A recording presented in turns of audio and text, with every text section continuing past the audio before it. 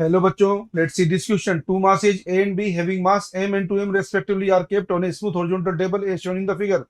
The mass B is given a velocity v perpendicular to the string parallel to the table. If m equal to 0.3 kg, v equal to 5 meter per second and L equal to 1 meter, then find the tension in the string.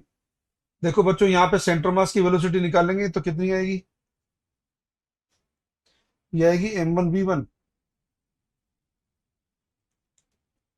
Plus m2v2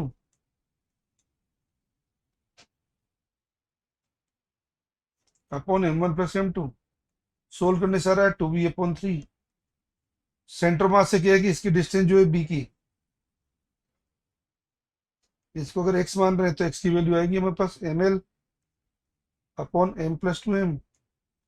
ये आएगी l/3। x direction में कोई external force नहीं है, there is no external force in horizontal direction. It means centre mass will move with constant velocity and the masses will rotate about centre mass. अब b की क्या है कि जो वेलोसिटी है with respect to centre mass, velocity of b with respect to centre mass, ये आएगी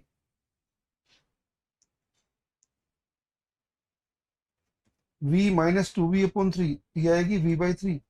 तो यहाँ पे क्या है कि ये जो टेंशन जो है वही सेंट्रीपिटल फोर्स के रिक्वायरमेंट मीट आउट कराएगा। तो टेंशन कितना हो गया यहाँ पे 2m